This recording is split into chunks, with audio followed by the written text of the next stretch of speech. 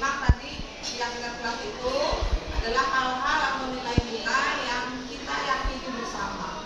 Setelah yakin, kita juga akan menjalankannya. Ya, tadi kan sudah ada beberapa contohnya. Ya, apa tadi contohnya? Sama. Menjaga kebersihan. Terus apa lagi? Saling menghargai. Terus berarti boleh masuk kalau kerja kelas? Boleh. Jadi nggak ada gurunya ya. Terus apa lagi? Tidak boleh kalau berkelompok pilih-pilih. Apalagi bahasanya harus gimana? Boleh nggak di luar itu? Boleh. Oke, bebas ya. Apapun yang terlintas di pikiran kamu, selama itu bentuknya positif ataupun arah kebaikan, tuliskan saja di kertas ini. Ya. Satu orang ibu kasih 2, nanti ibu kasih waktu kamu untuk menuliskan hal-hal apa. Ini satu kertasnya satu ya isinya ya. Misalkan berbahasa sopan di dalam kelas satu. Jadi kamu cuma bikin 2. Ya, jangan curhat di sini. Ya, jangan panjang-panjang tulisannya ya. Jelas nggak? Oke, sip. Satu orang dan 2 ya.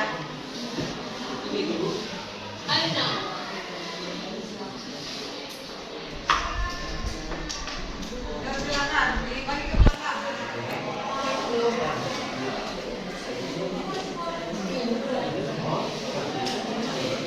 Ya, orang 2.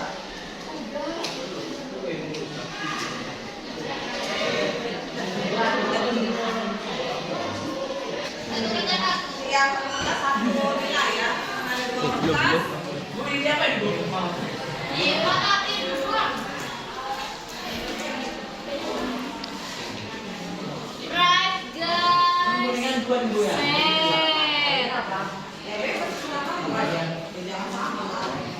Jangan sama ya. Oh ya, tenang. Apa ya? Dia yang belajar tuh gimana gitu. Apa boleh coret-coret tembok ya? Boleh nggak coret-coret tembok? Gitu. Dilarang merokok ya, Bu? Buang sampah di kolong meja.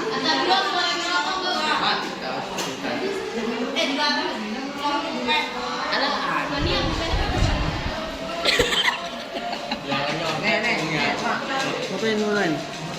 Yang kedua. Yang dosa dikasih nama ya.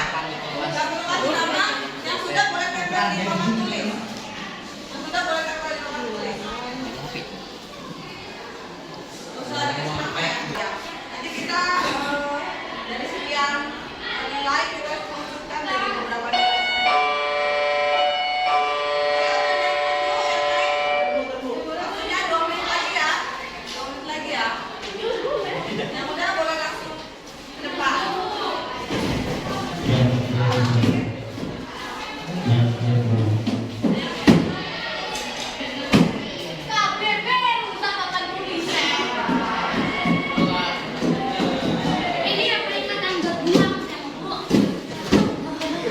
mulai yang main yang udah selesai, tempelin di depan kelas.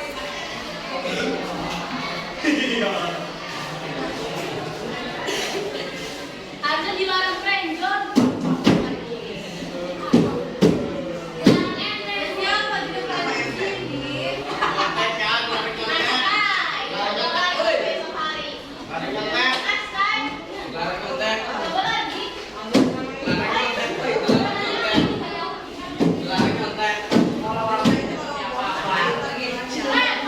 segitu.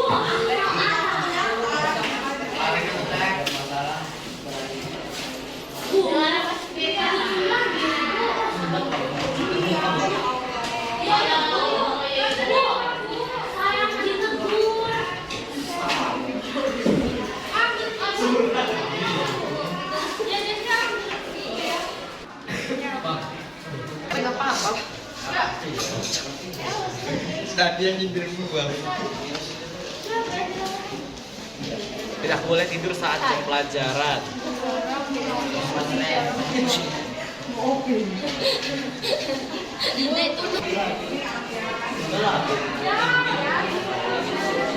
Tiga.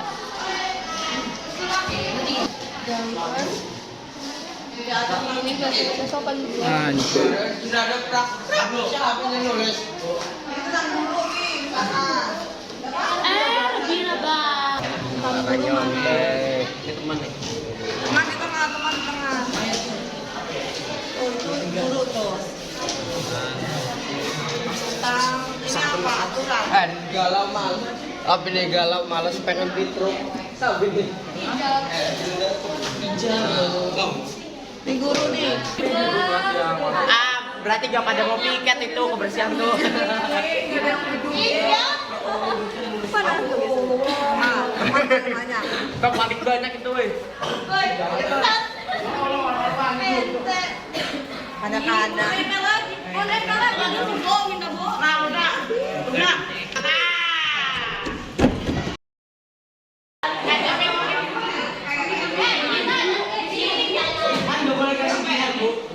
Enggak lah, kalau kayak Ibu di mana? Teman yang mana? Dilarang nyawa pulpen. Benar, teman yang mana? Jangan itu, Mak. Nih. Ibu mah nggak mau. Ini bu, ini nih bu. Kadernya. Udah. Putih biru itu bu dapat Krek banget. lucu rumah ke rumah berharap bisa siapa yang nulis? Ih mewakili. Nah ini bagus nih. Coba perhatikan. Kita udah ada Alfian. Oh, Alfian. Perhatikan, kita udah punya 5 keyakinan kelas ya. Tadi dari sekian puluh ya. Yang pertama, guru tidak memberi PR yang banyak. Ini kok ini yang banyak ya. Tidak memberi Banyak, Bu. Tidak memberi Dua, PR. tidak meminjam pulpen teman, nggak boleh pinjam-pinjaman. 3, rajin Empat, Berbahasa. bahasa yang baik di kelas. Yang terakhir, Utamakan utamakan bukan. Tapi Bu guru janji ya nomor 1 ya, Bu. Iya, jangan. Sama guru game Bu, jangan Bu. Janji sama guru. Ya boleh nanti ibu bilang ke 9. Iya. Nggak boleh ngasih PR.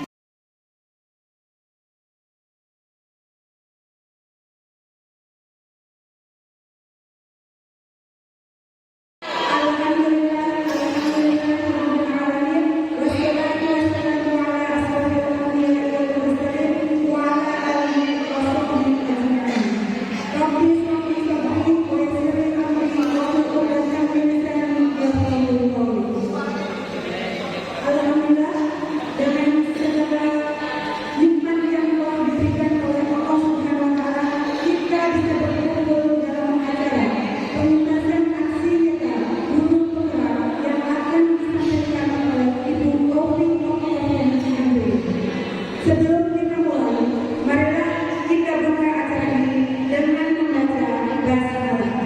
Bismillahirrahmanirrahim.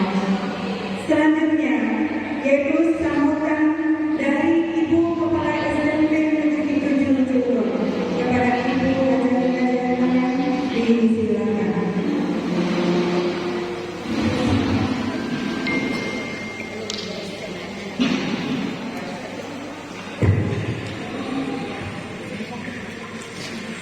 Baik, terima kasih Bu Ida. Bismillahirrahmanirrahim.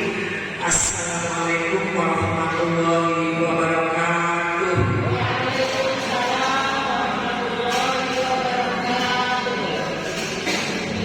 Bapak Ibu yang saya hormati, alhamdulillah puji syukur kehadirat Allah Subhanahu wa Ta'ala yang mana di pagi hari ini kita semua dapat berkumpul di aula ini dalam keadaan sehat walafiat sehingga kita semua dapat melaksanakan kegiatan pengimbasan guru penggerak yaitu Ibu Ovi, dan ini akan bisa diimplementasikan di kesempatan kita di kelas masing-masing. Bapak Ibu yang saya hormati, sambil menunggu ini sebelum workshop dimulai, hari ini kita akan ada pembahasan yang ditegaskan guru penggerak dari Ovi. Kemudian kurikulum kita juga ada kurikulum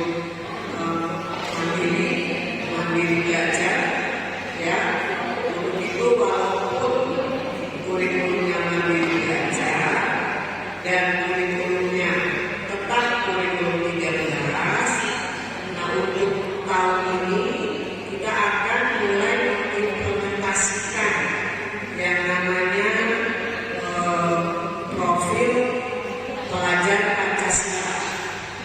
mulai dari kelas 7 yang pembiasaan kita yang sudah kita laksanakan setiap hari Jumat, misalkan ada kegiatan kita, berarti itu sudah dapat di profil Belajar Pancasila, yaitu ketuhanan yang Maha Esa.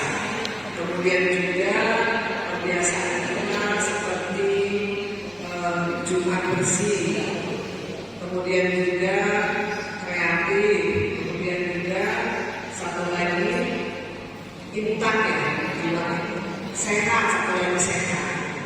Ya, jadi semua kegiatan kebiasaan itu harus memenuhi nilai-nilai profil Belajar Pancasila.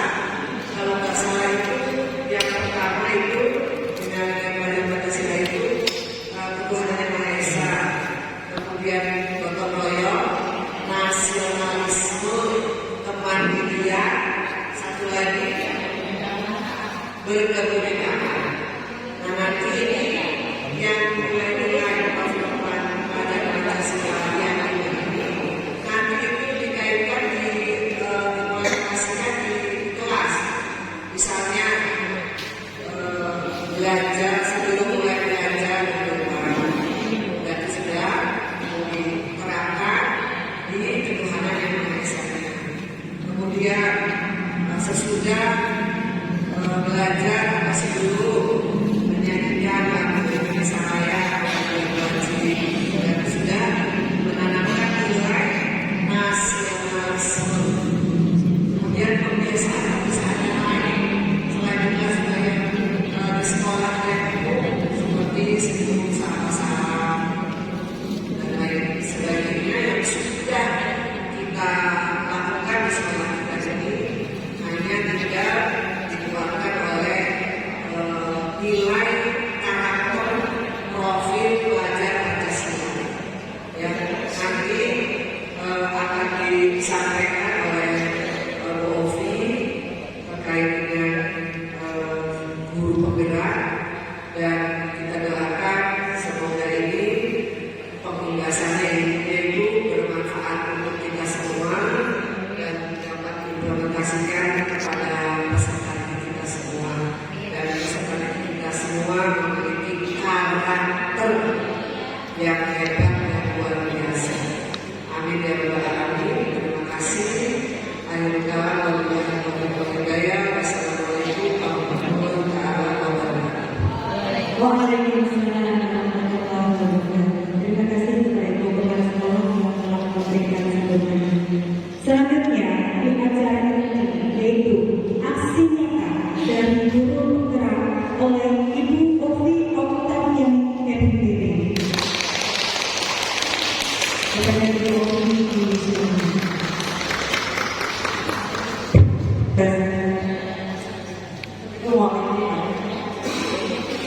Ini Bapak Ibu di depan siapa gitu ya. Baik, saya mulai punten ya, kemudian buang. Assalamualaikum warahmatullahi wabarakatuh.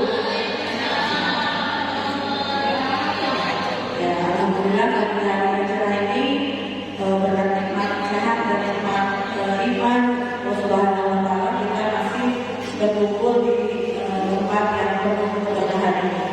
Kalau bersalah senantiasa kita dipanjurkan dan menunjukkan tulisan Muhammad Sallallahu Alaihi Wasallam. Yang saya hormati Ibu Kepala Sekolah SMP Negeri 7 Cirebon, yang saya hormati Bapak Ibu Wakil Kepala Sekolah SMP Negeri 7 Cirebon, yang saya cintai, saya banggakan semua teman-teman baik hati Bapak Ibu dengan juga SMP Negeri 7 Kota Cirebon. Boleh tepuk tangan ya. Terima kasih sudah memenuhi undangan untuk saya melakukan aksi nyata sebagai bagian dari program guru penggerak yang nanti akan diikuti oleh Bapak Ibu semua. Bapak Ibu, saya berdiri di sini bukan berarti lebih tahu, bukan berarti lebih pintar, tapi memang kewajiban atau tugas sebagai guru penggerak untuk melakukan pengingasan atas apa saja yang sudah saya terima selama kurang lebih 2 bulan ini. Perjalanan masih panjang sampai Mei 2023. mohon doanya mudah-mudahan dilancarkan, disedangkan dan bisa berhasil terus dengan hasil yang terbaik. Ya. Baik, Bapak Ibu sebelum mulai boleh kita memanisan dulu sebentar ya. Boleh, terima kasih berdiri boleh Bapak Ibu. Ya, Pak berdiri, berdirinya boleh berdiri dulu. Iya, nanti tidak dibuka. Ya Bapak Ibu. Coba lihat tangan kanannya Bapak Ibu. Angkat 1. Ya, tangan kirinya. Angkat lagi. Angkat 5. Sekarang angkat dua-duanya. Yang satu, yang satu 5. Tangan 1, kiri 5. Kalau saya bilang 3, berarti ganti yang kanan 5, yang kiri 1 ya. Nanti kelihatan ini outputnya di sini. Kita coba ya Bapak Ibu, kanan 1, kiri 5. 1, 2, 3, pindah. Oh kan? 1, 2, 3, pindah. Pindah. 1, 2, 3, 2, 1, pindah. Pindah lagi. Oh jadi joget, berapa kita bermakan waktu kita semua.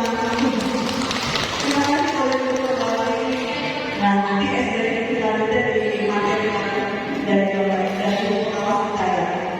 Baik Bapak Ibu, hari ini akan saya sampaikan aksi nyata modul 1.4 tentang budaya positif di sekolah.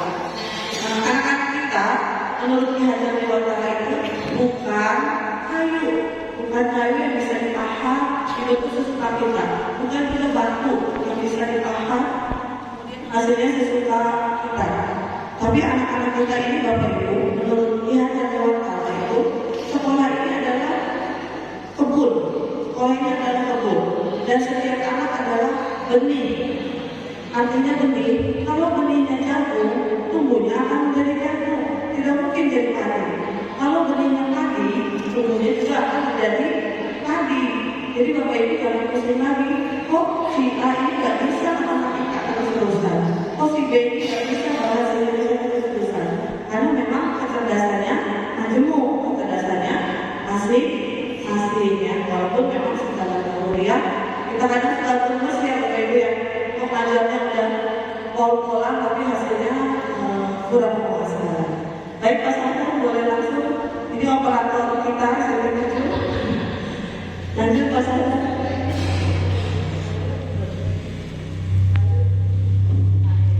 Baik Bapak Ibu,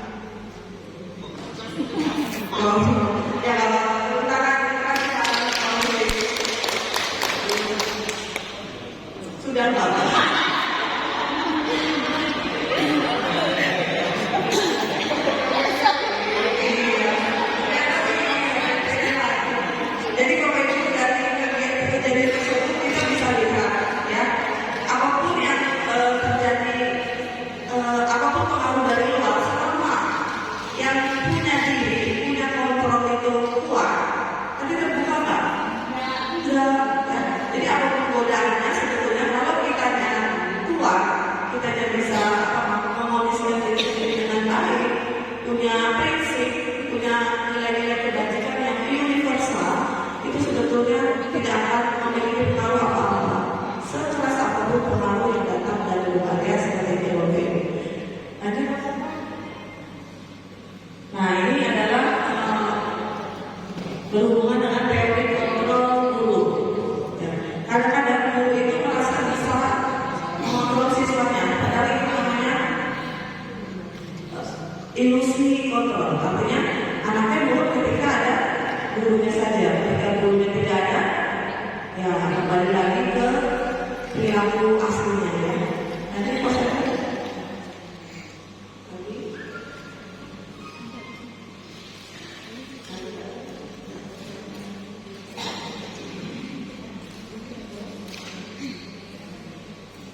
Nah, ini dari bapak-bapak ibu-ibu. Ini nilai-nilai kebajikan universal yang coba dicanangkan oleh Mas Menteri kita lewat kurikulum Merdeka Belajar, yaitu adalah tujuan pendidikan ini cuma dua, selamat dengan bahagia. Jadi tidak macam-macam. Di Merdeka Belajar tujuan pendidikan hanya bagaimana agar murid selamat, bagaimana agar murid bahagia. Nah, untuk mencapai itu ada visi, yaitu profil pelajar Pancasila. Profil pelajar Pancasila yang pertama adalah mandiri, bernalar kritis, berpendidikan global, gotong royong dan kreatif.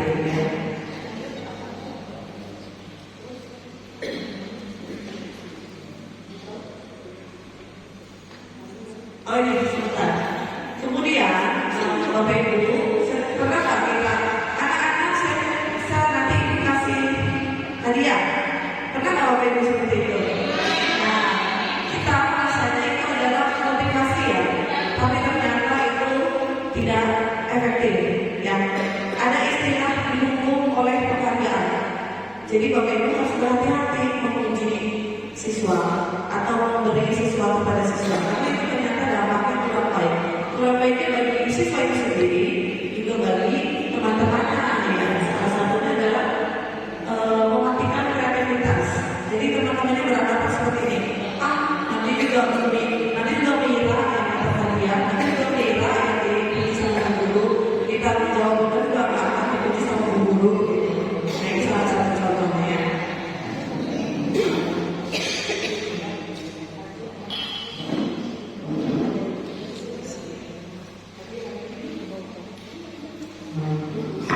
Nah, Bapak Ibu, di sini ada hukuman atau konsekuensi. Ini adalah bagian dari budaya positif yang harus diciptakan di sekolah ya. Apa bedanya hukuman dengan konsekuensi menurut teman-teman? Bisa?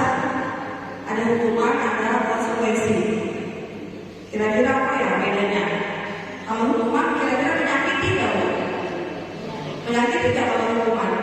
Menyakiti ya. Kalau konsekuensi? Nah, betul ya, beda ya. Jadi bedanya itu kalau hukuman itu kita spontan. Anak datang terlambat, kamu kenapa terlambat? Kita emosi marah. Tapi kalau konsekuensi, kita sudah punya peraturan terlebih dahulu. Kita sudah punya kesepakatan terlebih dahulu. Kita sebagai ibu anak-anak, kalau kamu terlambat nanti, kamu nggak boleh, kamu akan ibu kurangi nilainya ya. Kamu setuju? Setuju. Nah, itu namanya konsekuensi seperti itu Bapak Ibu ya. Boleh pertama mencatat 100 kali dalam buku. Saya tidak akan mengulang lagi. Kira-kira hukuman atau konsekuensi? Kira-kira hukuman atau konsekuensi Bapak Ibu? Ya, hukumannya. Boleh lagi Mas Ana? Nah, ini Bapak Ibu bedanya hukuman dengan konsekuensi ya. Jadi kalau hukuman itu sifatnya mendadak, menyakiti, tidak akan berpengaruh dalam jangka panjang. Tapi kalau konsekuensi itu bagus untuk membentuk karakter siswa dalam budaya positif. Lanjut posisinya. Lanjut lagi.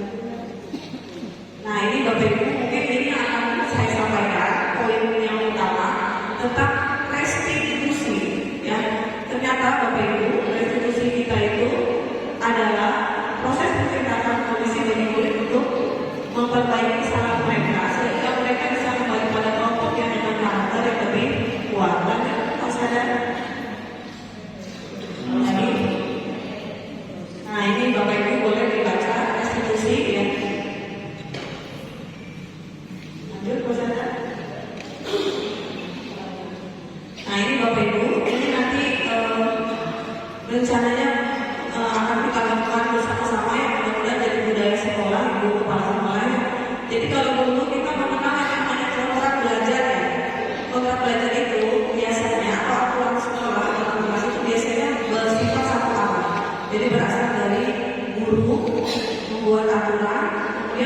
murid harus mengikuti. Apa bedanya dengan keyakinan kelas? Kalau keyakinan kelas itu berasal dari murid, kemauan murid. Ya, jadi memang Mas Menteri ini ingin sekali pendidikan itu berpihak pada murid. Dan gurunya bagaimana perbedaan murid, keberagaman murid itu dipenuhi kebutuhannya oleh kita semua melalui pembelajaran diferensiasi. Ya. Tapi sebelum membahas itu kita membahas ini dulu. Jadi untuk keyakinan kelas Bapak Ibu, itu adalah keyakinan universal yang disepakati dan dilaksanakan oleh semua warga kelas. Jadi boleh misalkan saya bukan wali kelas tapi saya masih mengajar di kelas 9D misalkan yang Pak. Nanti saya mengajak anak-anak kira-kira aturan-aturan seperti apa nih yang akan kita menjadikan kesepakatan kelas. Nanti kalau sudah sepakat misalnya begini, murid harus berkata sopan kepada guru. Sepakat nggak anak-anak? Sepakat. Nah ini bisa jadi keyakinan kelas. Nah ini seperti itu berjenjang ya Bapak Ibu. Kita mungkin memancing siswa. Kira-kira apa nih? Kalau tidak mengerjakan tugas, apakah ada sanksinya atau konsekuensinya? Ada guru misalnya. Apa konsekuensinya? Apa kita menuangkan atau kebanyakan kalau keyakinan kelas itu harus dalam bentuk yang positif ya. Jadi jangan ada kata hukuman atau konsekuensi. Misalkan lagi kalau menghargai teman, setuju nggak kalian kalau kita kerja kelompok itu tidak boleh pilih teman? Misalkan anak-anak kita jawab setuju, berarti itu bisa menjadi kesepakatan kelas. Kesepakatan kelas bisa menjadi lagi menjadi keyakinan kelas. Nah ini kita coba bersama-sama Bapak Ibu ya. Nanti ada contohnya saya nanti akan kebetulan saya di 9DEF, jadi baru ketiga kelas itu yang saya coba untuk membuat keyakinan kelas ya. Nah, inilah harapannya Bapak Ibu ya. Dengan budaya positif, dengan peraturan kelas, kita akan menciptakan keyakinan kelas. Dari keyakinan kelas, semua kelas ini sudah meyakini hal-hal atau nilai yang sama akan membentuk lingkungan positif minimal di kelasnya sendiri. Kalau setiap kelas sudah bisa melakukan budaya positif, insya Allah sekolah SMP kita ini akan menjadi lingkungan pendidikan yang ideal, yang berbudaya positif ya. Ini contohnya Bapak Ibu untuk keyakinan kelas. Datang tepat waktu mengucapkan salam. Setuju nggak? Setuju Bu. Oke, kalau setuju itu jadi keyakinan ya. Jadi bukan aturan dari guru, bukan ya. Bedanya keyakinan kelas dengan kontrak belajar seperti itu. Kalau keyakinan kelas itu berasal dari siswa, disepakati oleh siswa ya. Kemudian menjaga kebersihan sekolah, berdoa sebelum dan sesudah kegiatan, aktif dalam pembelajaran dan tertib ya. Tidak usah kalimat yang panjang, kalimatnya pendek, isinya positif, nilainya tentang kebajikan, dan itu nanti ditempel di kelas. Mudah-mudahan dengan anak membaca terus-menerus tiap hari, secara tidak sadar akan tertanam di bawah alam sadarnya ya, sehingga menjadi pikiran yang positif dari pikiran positif, jadi perkataan yang positif dari perkataan yang positif, jadi perilaku yang positif.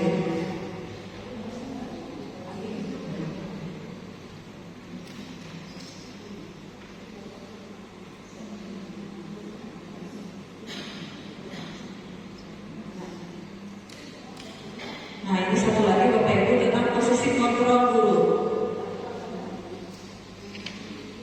Ya baik Bapak Ibu, ternyata guru di kurikulum Merdeka Belajar itu punya 5 posisi kontrol ya. Yang pertama sebagai penghukum, yang kedua sebagai teman, yang ketiga sebagai pembuat rasa bersama, yang keempat sebagai pemantau, yang kelima sebagai manajer. Bapak Ibu saya kasih contoh ya. Kira-kira saya posisi kontrolnya sebagai apa dari 5 itu? Kalau saya bicara gini ada murid, sini nak, kamu tadi coret-coret tembok kelas ya? Awas loh, nanti bilang kepala sekolah. Kira-kira saya sebagai apa Bapak Ibu? Kira-kira saya sebagai apa? Ibu dari tadi lihatin kamu loh, kamu dari tadi lari-larian terus di luar jam KBM. Nanti ibu bilangin loh ke guru BK, nanti ibu bilangin loh ke kepala sekolah. Wadulah, nah, wadulah kira-kira apa itu sanksi? Pemantau, itu posisi kita sebagai pemantau. Kalau sebagai penghukum, guru. Kamu pernah pasal 20 listrik ini?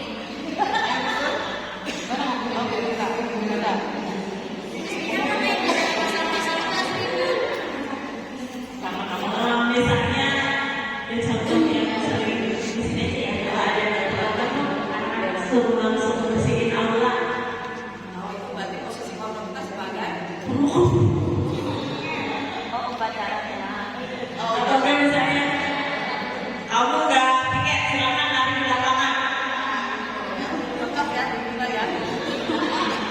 Kamu nggak piket, ayo lari di lapangan. Berarti posisi korban kita sebagai penghukum ya. Kemudian yang ketiga, posisi kita sebagai teman. Boleh pengalaman lagi? Bagi teman kira-kira kapan kelas? Boleh kegiatannya, boleh kapannya. Contohnya jika hubungan kelas seperti itu, jika ada anak yang bermasalah atau ada hal yang perlu diceritakan, kita akan ceritanya sebagai wali kelas dia sebagai kalimatnya. Kira-kira apa? Di mana ada masalah apa atau ditanya dulu secara persuasif tugas apa yang bisa membantu.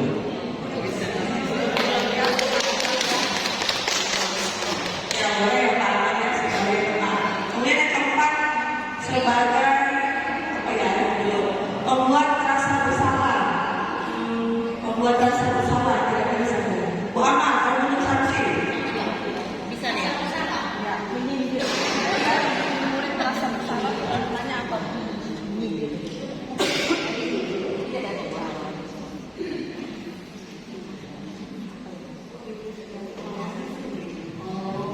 Kira-kira gimana?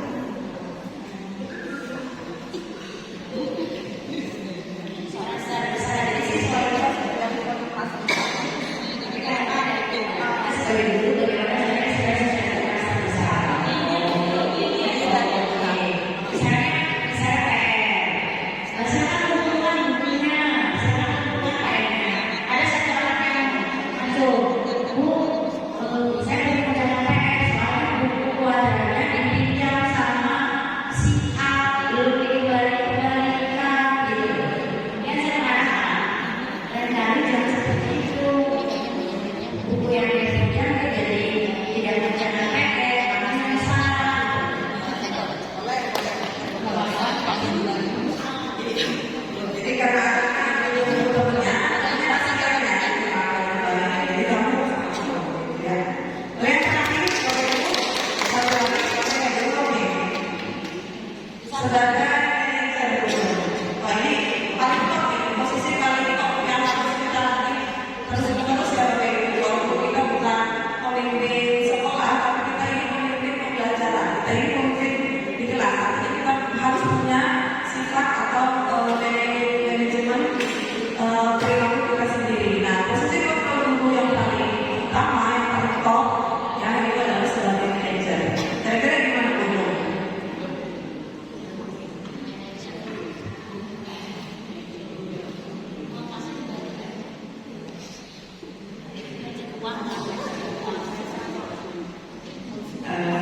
Sebagai manajer ya, salah satu contoh ketika di kelas ya, ketika di kelas dan kemudian untuk memperhatikan perilakunya, misalnya ketika ada siswa yang katakanlah ribut dengan temannya, ketika ada siswa yang ribut dengan temannya,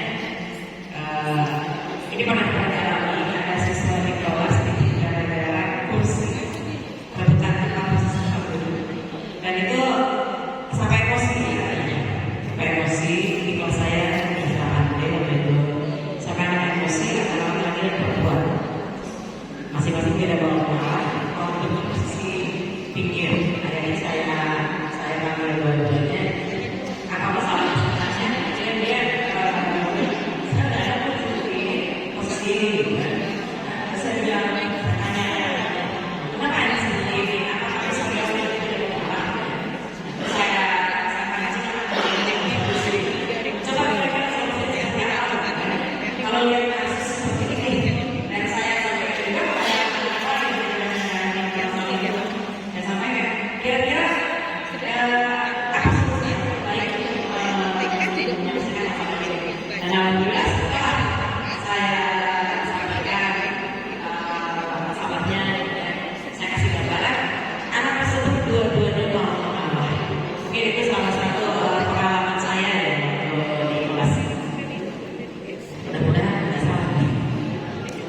Baik, terima kasih. Tepuk tangan teman-teman untuk tadi yang memang sudah jawab. Jadi sebetulnya kemampuan manajer itu atau manajerial itu salah satunya adalah menawarkan solusi.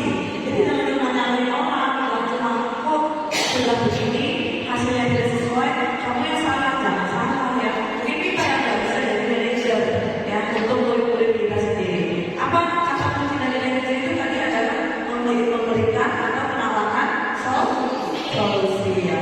Baik Bapak Ibu, sekian aksi nyata yang saya coba sampaikan. Sekali lagi minta maaf, saya berdiri di luar sini bukan berarti lebih tahu, lebih pintar, karena tugas atau kewajiban saya sebagai guru penggerak. Mudah-mudahan yang kita dapatkan hari ini menjadi ilmu yang bermanfaat sehingga bisa memajukan pendidikan khususnya di SMP Negeri 7 Kota Cilegon. Terima kasih. Assalamualaikum warahmatullahi wabarakatuh. Sungguh pemaparan yang luar biasa dari guru penggerak ya, yang mana di SMP baru satu. Semoga regenerasi berikutnya akan bertambah banyak kemudian ada pemimpin, pembina, komisi, Suryati, Saksi dan masih banyak yang lainnya. Ya, tadi tentang membiasakan budaya positif. Ternyata ilmu barunya banyak banget. Saya baru tahu ternyata memberikan hadiah itu salah oleh walaupun sebenarnya maksudnya untuk memberikan hidup ya, tapi ternyata itu hukuman bagi yang lain ya. Kemudian ada posisi kontrol guru ya. Posisi kontrol guru ada penghukum, pembuat orang merasa bersalah sebagai teman, pemantau atau manajer. Silakan Bapak Ibu kita nanti ngobrol-ngobrol lagi dengan Bu Ovi biar kita lebih mendalam lagi bagaimana posisi guru yang terbaik mereka memberikan pembelajaran yang kelas. Baik Bapak Ibu, sekali lagi terima kasih buat Bu Ovi. Alhamdulillah ya, tadi berjalan dengan lancar. Berarti selesai sudah penjelasan dari guru penggerak yang dalam aksi nyata tentang budaya positif. Mari kita tutup bersama acara ini dengan membaca hamdalah. Alhamdulillah. Terima kasih. Sekian dari saya. Mohon maaf lahir batin. Assalamualaikum warahmatullahi wabarakatuh.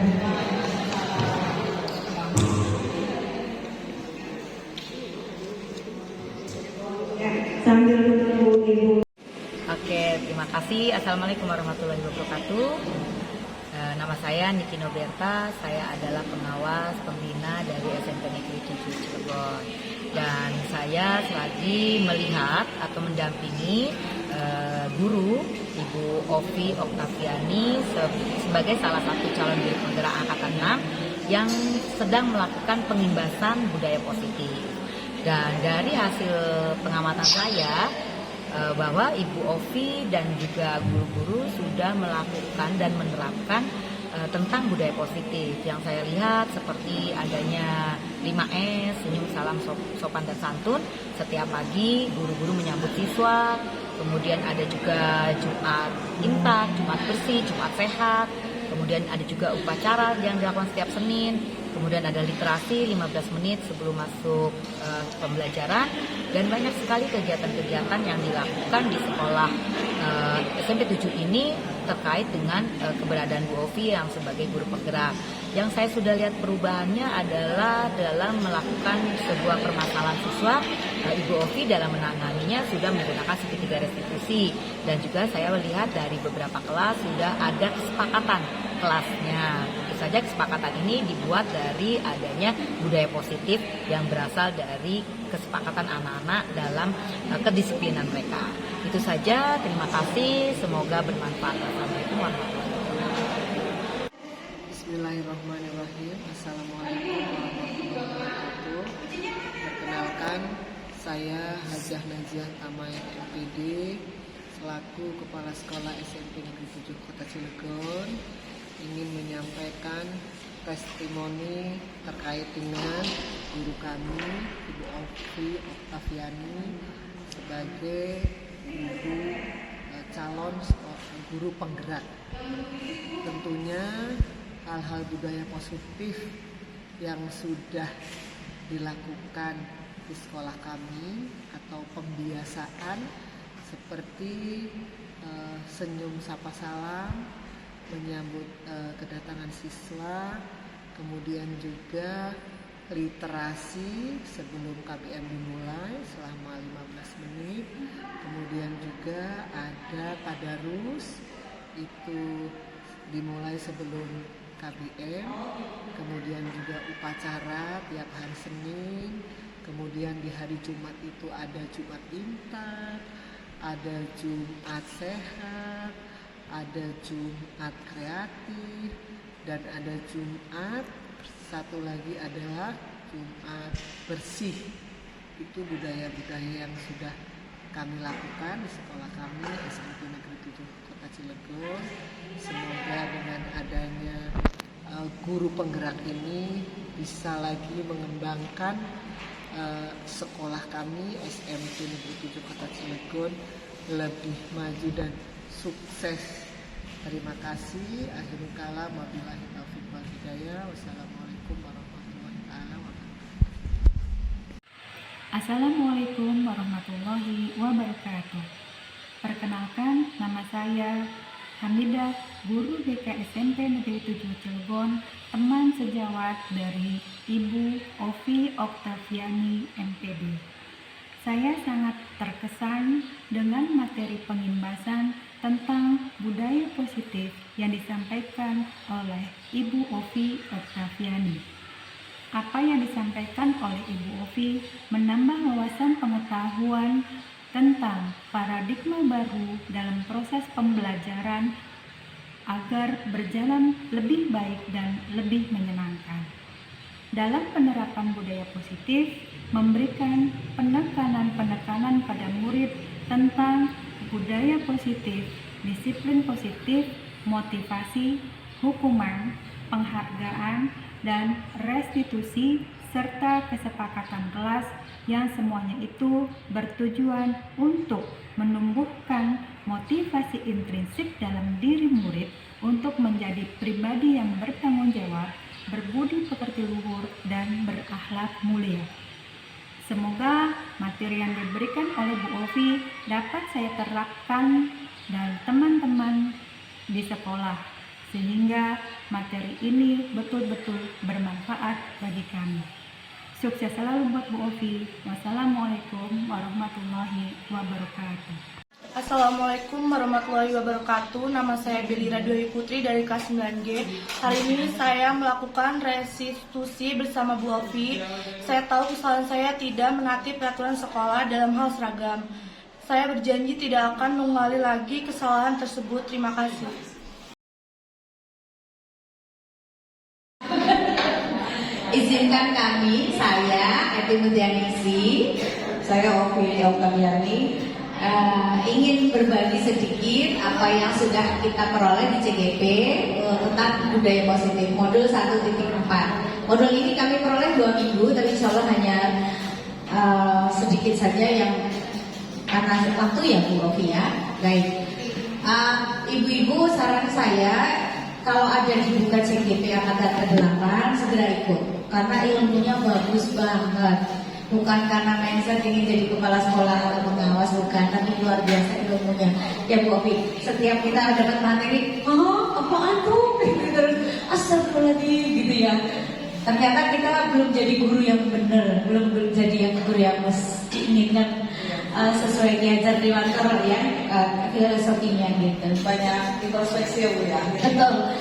Astagfirullahaladzim gitu ya Allah gitu. Mudah-mudahan saya bisa belajar pelan-pelan gitu. Dan disinilah gitu. Saya tadi juga dengar curhatan dari Bu Endang tentang anak-anak sekarang. Kalau dulu katanya yang nggak bisa itu 5. Sekarang yang nggak bisa, yang bisa cuma 5. Kebalikannya Bu Endang. Belajar IPA, yang Bapak Ibu rasakan apakah seperti itu? Sama. Iya. Mirip. Katanya dia bilang generasi apa Bu Ovi? Generasi Strawberry ya. Jadi dipencet dikit, loyo, kena panas sedikit loyo. Aduh pusing gitu. Aduh gede banget gitu ya. Gitu. Ya. Baik, sosialisasi budaya positif. Oke. Hari ini nggak usah ya yang ini ya. Langsung ke inti. Oke. Oke, sekarang pertanyaan pertama kami, Bapak Ibu silahkan berbagi. Hukuman apakah dapat mendisiplinkan anak? Monggo berpartisipasi. Bu Ati mau? Menurut pendapat saya tidak setuju karena hukuman belum tentu mendisiplinkan, justru bisa memicu tindakan yang lebih buruk. Luar biasa. Tepuk tangan buat Pak. Yang lain boleh berpendapat, Bu Suryati. Oke. Oh yang lain, Bu Emi. Hukuman, kita menghukum anak, apakah itu akan menjadikan menjadi generasi ya, menjadi generasi yang lebih disiplin? Bu Ena atau yang lain? Sebelah sini ya, ini sebelah sini. Oh boleh, Bu Nini. silakan Bu Nini. Apakah hukuman dapat mendisiplinkan anak ya? Menurut pendapat saya tentu tidak ya. Pasti anak malah nanti ada yang membekas dan akan membuat anak itu menjadi bisa lebih nakal malah seperti itu. Maka lebih baik dengan pendekatan ya, dengan konsekuensi yang bisa disepakati dengan anak tapi tidak dengan hukuman seperti itu. Iya, terima kasih Bu Nini. Misalnya kita kesel anak nggak ngerjain PR, apakah kita sudah sering menghukum mereka atau mungkin dirangkul atau kenapa? Nah kita pelajari di sini ya Bu Ovi ya. Baik, yang kedua, pemberian hukuman adalah hal yang positif seperti membaca, membersihkan halaman gitu. Setuju apa enggak? Kamu nggak ngerjain PR, nyuci, nyiram tanaman atau apa? Gitu. Sering kayak gitu nggak ibu-ibu? Oh enggak, ada sering, Bu Sri. Seringnya gimana Bu Sri misalnya? Aku nggak ngerjain PR, nggak bawa LKS, ngapain gitu? Ya terima kasih Bu. Kalau saya kan hukuman juga perlu karena memang supaya anak itu jadi benar-benar tidak mengulangi lagi. Karena maksudnya ke situ. Tapi kalau yang sifat nanti saya enggak. Kalau hanya baca, kemudian membersihkan itu nggak apa-apa gitu. Kalau menurut saya tapi nggak ada mau yang lain. Itu di sekolah saya gitu. Terima kasih. Ya, terima kasih Bu Sri. Luar biasa. Ya, oke. Satu lagi, memberi penghargaan dapat meningkatkan motivasi belajar. Yang bisa kerjakan nilai atau yang ulang dapat 100 saya kasih beng-beng gitu. Atau kasih apa pernah? Bu Ati pernah?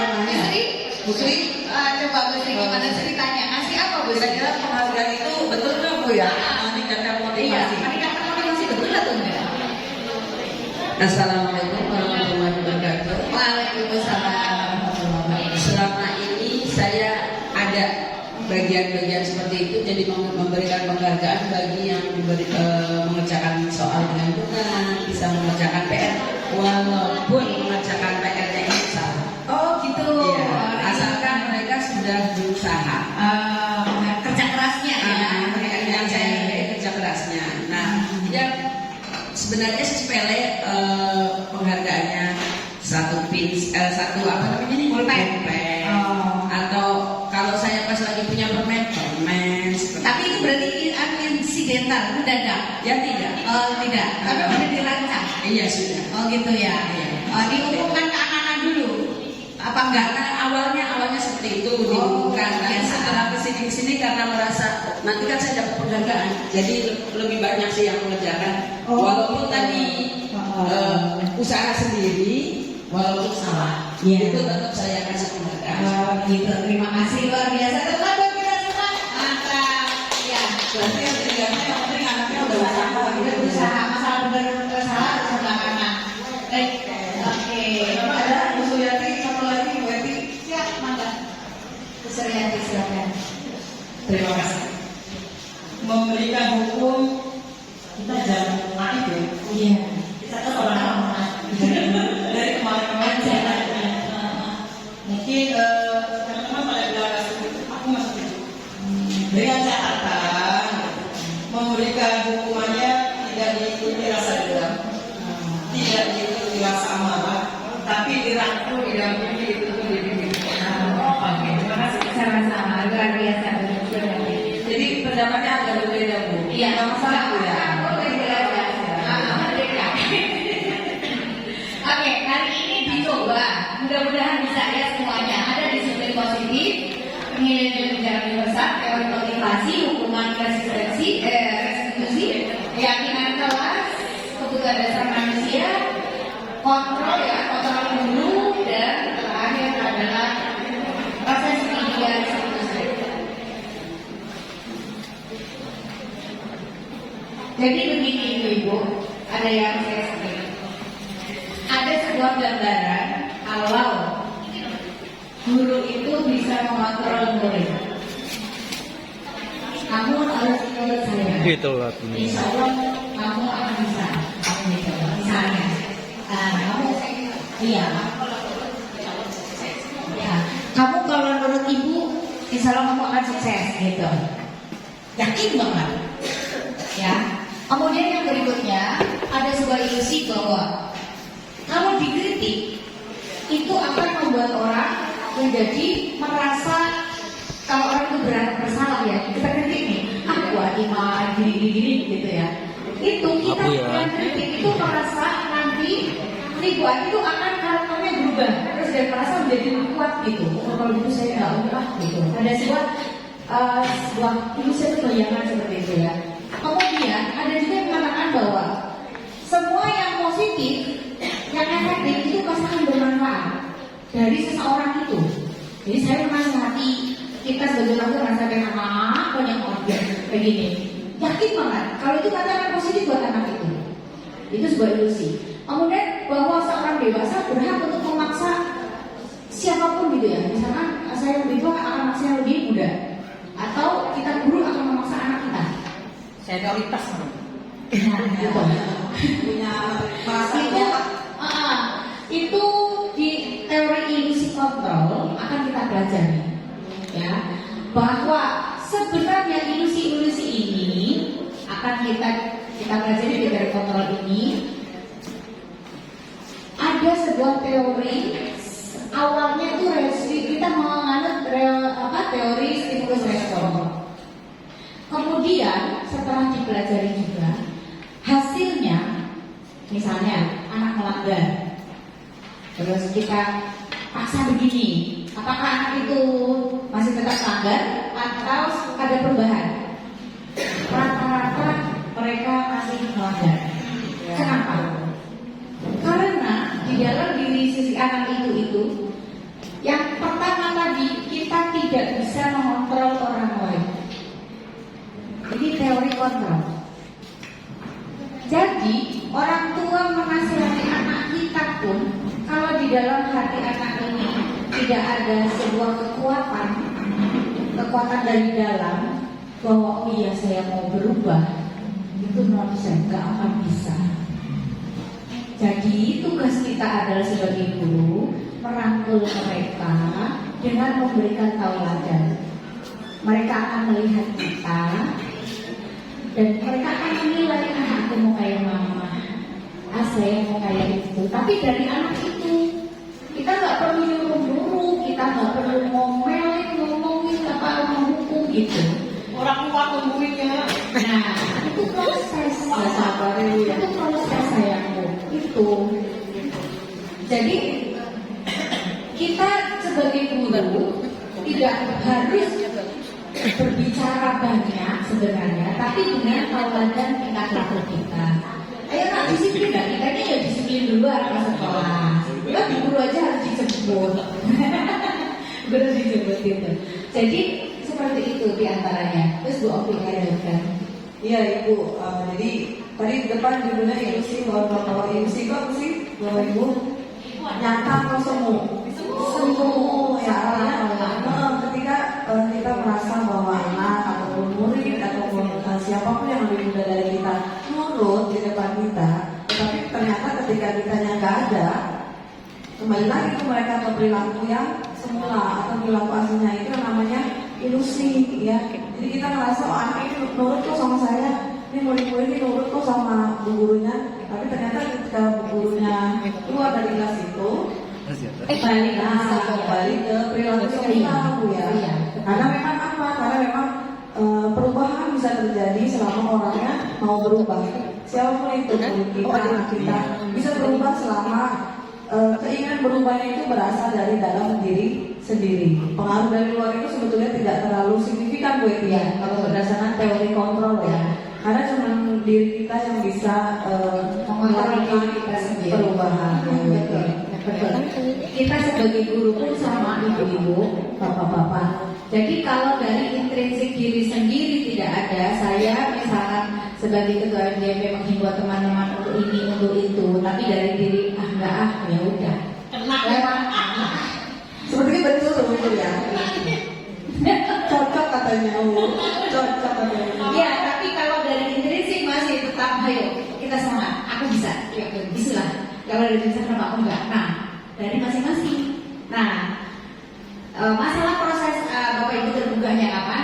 Bu sudah bilang lama nih anak murid saya greget itu hidayah hanya Allah yang menentukan itu kepada siapapun. Jadi seperti itu ya.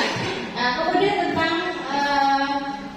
perilaku itu memiliki tujuan. Anak kita tuh enggak misalnya ya. Kenapa dia tuh nggak mau ngerjain PR? Dia sebenarnya punya apa ya? Dia melakukan itu dia kan punya alasan gitu. Misalnya di rumah ternyata lingkungannya nggak mendukung dia belajar. Orang mau belajar suruh ngomong adiknya, suruh bantu jualan. Gimana mau ngerjain PR gitu. Tapi kita kan nggak mau tahu. Pokoknya kamu ya harus kerjain gitu. Itu guru ngasih PR-nya terlalu sulit. Nah, terlalu sulit. Terlalu banyak. Ya, jadi dari sini juga harus berkontrol ya bahwa kita itu guru memahami anak-anak. Sebenarnya sudah ada aplikasi Kanda kok. Ada aplikasi Kanda.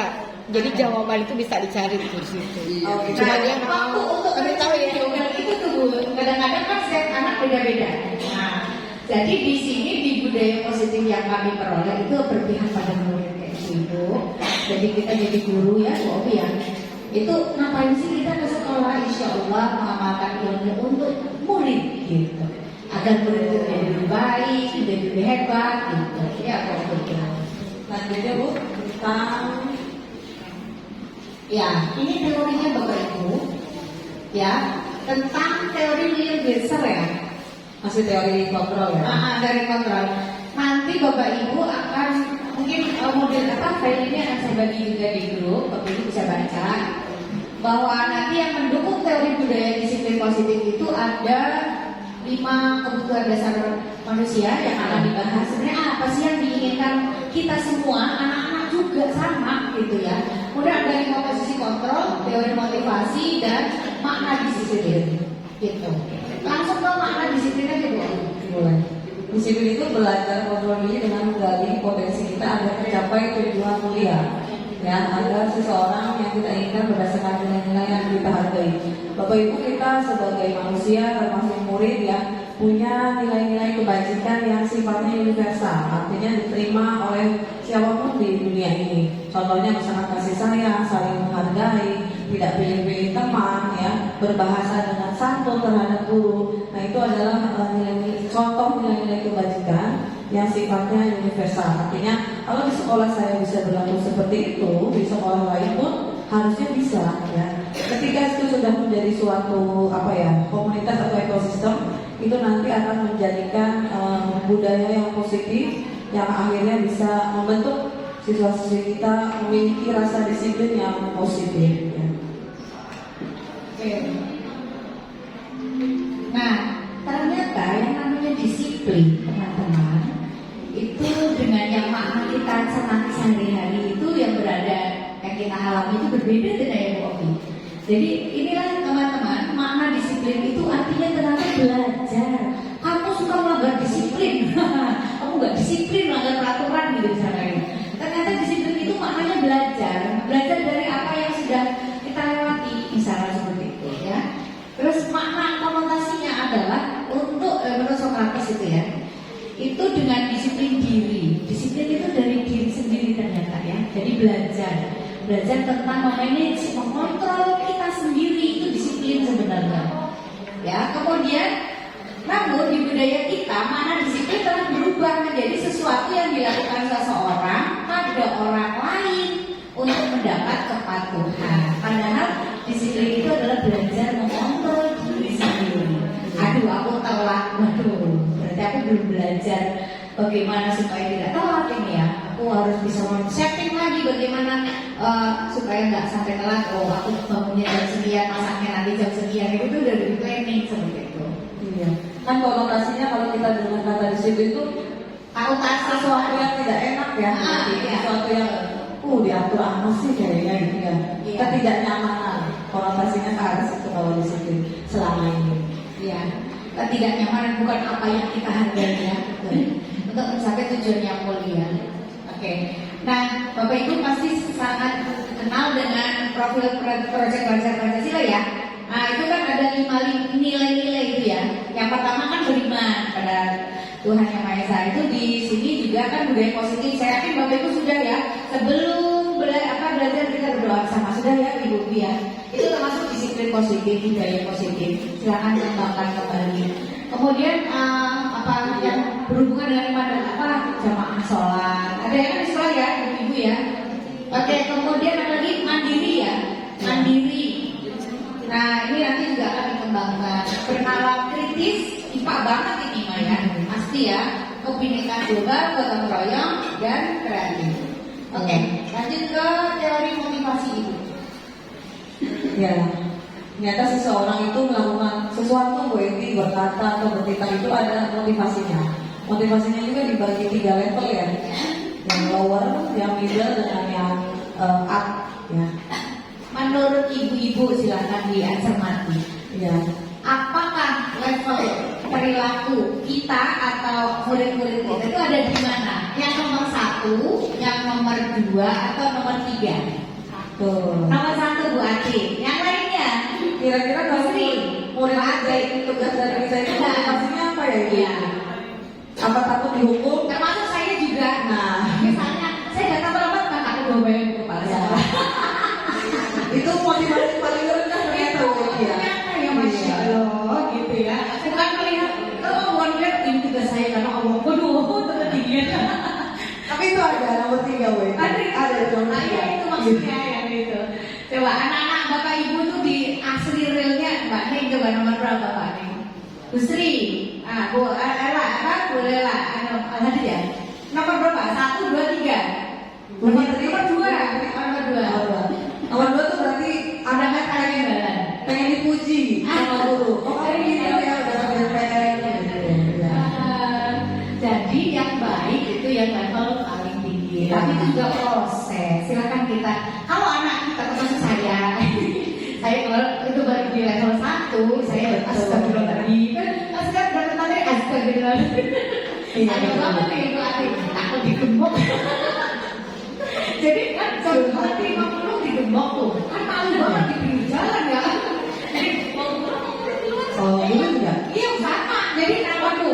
Dari rumah aku malu jangan sampai digembok. Nah itu berarti saya berkali rendah banget itu. Disiplin saya nggak mau belajar itu. Masya Allah, astagfirullahaladzim. Saya takut banget di rumah gitu. Takut digembok doang di rumah. Termasuk paling rendah ya. Iya, makanya takut hukuman ya. Setelah tahun ini malu dong, saya harus level kedua, syukur bisa. Bertahap lah tuh jadi ya. Itu berarti cuma 1%. Nomor 1? Iya. Hukuman yang paling yang terjadi Dari hukuman. Ya iya, dari hukuman iya karena ya itu kan kalau kita digembok di luar kan dipanggil. Loh, motivasi paling rendah itu. Motivasi paling rendah kalau anak-anak kita dan kita sendiri, kalau saya mau saya aja deh ya, saya sendiri dan mungkin murid-murid kita kalau masih di level 1 itu PR kita adalah untuk disiplin itu apa? Belajar. Jadi saya harus bisa kontrol diri sendiri, jangan takut dimarahin kepala sekolah, dihukum gitu ya. Hukumannya peringatan itu ya, nasihat pembinaan misalkan gitu. Kalau anak-anak apalagi ya. Jadi ke sekolah itu karena semua aku mau ngajarin ini, ngajarin gue kayak balik ngajarin es krim anak-anak kan gitu kan datang. Iya, dari rumahnya aku udah bisa begini. Aku ke sekolah harus pagi-pagi ngajarin es krim anak-anak. Nah itu udah di level 3 itu. Luar biasa. Kalau saya sendiri kadang-kadang masih di level 1. Ya gitu. Jadi bapak-bapak ibu-ibu ya, mari kita belajar, mari kita berdisiplin. Disiplin kan artinya belajar. yang bisa ngukur diri sendiri. Saya hanya menuduh diri saya sendiri. Nggak mau nuduh orang lain. Saya kadang di level 1 Bu Ovi. Sering ya Bu ya. Kamu ya. Makanya sejak pelatihan ini saya insya Allah, saya mau kalau bikin kartun animasi sama anak-anak nih, aku mau berangkat lagi nih, gitu kan? Energinya harus lebih untuk naik level itu. Betul. Terus segelas kopi. Segelas kopi dan secangkir. Oke, bisa ya. Jadi amanah dari modul yang materi motivasi ini, kalau level kita masih di 1, tingkatkanlah. Kalau misalnya bertahap aja, tidak harus melonjak ke 3 Bu sebenarnya. Apalagi ke anak-anak kita. Nah, itu ayo nak bareng-bareng. Kamu kesini mau apa nih sebenarnya? Apa mau motivasinya itu ya? Misalnya di level berapa? Di push aja. Walaupun memang keberhasilan itu ada di intrinsik atau di motivasi diri anak masing-masing. Kita nggak bisa mengontrol siapapun kecuali diri sendiri. Diri sendiri aja susah dikontrol kadang-kadang ya. Ini kata Pak Hadi, merdeka itu tidak hanya terlepas dari perintah, akan tetapi juga cakap memerintah diri sendiri. Bebas. Aku harus bangun pagi, aku harus berprestasi, aku harus ngajarin karya. Itu bebas menurut kita sendiri, gitu. Merdeka gitu, berkarya gitu. Jadi ini maknanya. Jadi merdeka itu tidak hanya terlepas dari perintah. Betul. Jadi guru juga bukan hanya merdeka nyuruh-nyuruh siswa ya Bu ya, tapi juga nyuruh-nyuruh dirinya sendiri. Ya. Nah ini dihukum oleh penghargaan. Nah ini luar biasa menarik. Satu kalimat ini Bu sampai saya bikin jadi apa ya itu kemarin itu luar biasa. Dihukum oleh penghargaan apa ya? Iya saya benar-benar apa kalau kata anak jawab itu saya banget yakin. Aku mau ikut Nobel ada laptop. Itu betul. Itu saya banget. Saya juga. Nah, Bu Sri juga tadi ya, misalnya aku mau ngerjain tugas karena ada Bu Sri mau ngasih pulpen. Itu baru ke Bu Sri ya. Iya, untuk jangka pendek bagus, nggak apa-apa. Memang bertahap, tapi jangka panjangnya agak kurang bagus. Jadi toksik. Jadi kalau nggak ada hadiahnya, nggak mau gitu. Jadi untuk menanamkan karakter itu reward itu sebaiknya dikurangi gitu.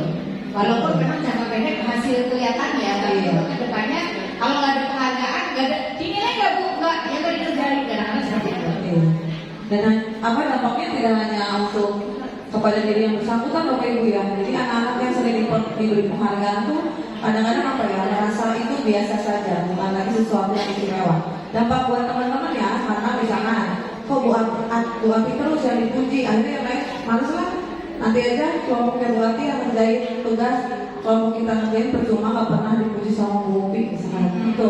Ternyata dampak penghargaan itu bukan hanya merusak ke yang bersangkutan atau yang ke berprestasi saja Bu ya, tapi juga ke lingkungan sekitarnya. Ya. Yang lebih buruk lagi Bu artinya nanti dibenci sama teman-temannya. Iya. Itu. Oh, yang saya mandi. Kadang-kadang makanya anak dibully ya. Gitu. Diberikan label. Iya, ya. Makanya saya buat itu gitu. Jadi ternyata kita sebagai guru ya memang harus bijak ya. Jadi kita kan yang diingat kan yang paling lower sama paling super. Ayo kita kalau misalnya yang suka dia langsung spesial gitu kan, ya kayak ini gitu kan. Nah itu kasihan dan kita bisa saya apalagi ya berusaha untuk tidak seperti itu, lakukan yang sama. Apalagi yang lower itu kalau bisa ya dibalik lebih dipuji ya untuk motivasi yang sedang juga ayo bareng gitu. Jadi tidak ada yang terjadi kayak tadi ya labeling gitu. Mau yang leader, mau yang lower atau mau yang sedang kita perlakukan dengan sama ya. Dengan adil gitu ya. Jadi penghargaan juga harus diberikan secara lebih berhati-hati kemudian maksudnya mau berupa ucapan apalagi kalau berupa hadiah. Ini juga ada pernyataan bahwa penghargaan itu menurunkan kualitas. Misalnya kayak gitu ya. Kalau misalnya nggak ada penghargaan ya kita udah nggak ada kerjain. Kemudian mematikan kreativitas gitu ya. Jadi kreativitas itu kalau muncul ada hadiah seperti itu. Kemudian penghargaan mengurangi motivasi bagus itu yang dari dalam. Mau saya dipuji mau enggak, saya kerjain tugas. Mau saya juara mau enggak, saya ingin berkarya, kayak gitu. Urusan belakangan itu mas, penting saya ingin membuat sesuatu yang positif seperti itu, yang bagus seperti itu. Oke. Dalam memberikan apresiasi itu perlu memberikan pengakuan secara khusus, pribadi, kemudian guna. Ini teman sudah lapar ya? Belakang sudah siap? Sudah? Oke, silakan makan dulu nggak Bapak? Ibu-ibu, yuk makanannya disikat dulu. Bapak Pak sambil makan aja ya, sambilan. Ya. Oke, saya juga lapar. Ayo tidak banyak. Ini kita boleh dulu atau gimana Bu? Iya, udah break dulu kan? Dulu aja ya. Iya, break dulu. Masuk aja kan. Ayo ibu makan. Semuanya dimakan. Nanti sambil makan sambil ada makanan juga apa sambil jalan. Ambil dulu. Break dulu. Ya, boleh. Apa?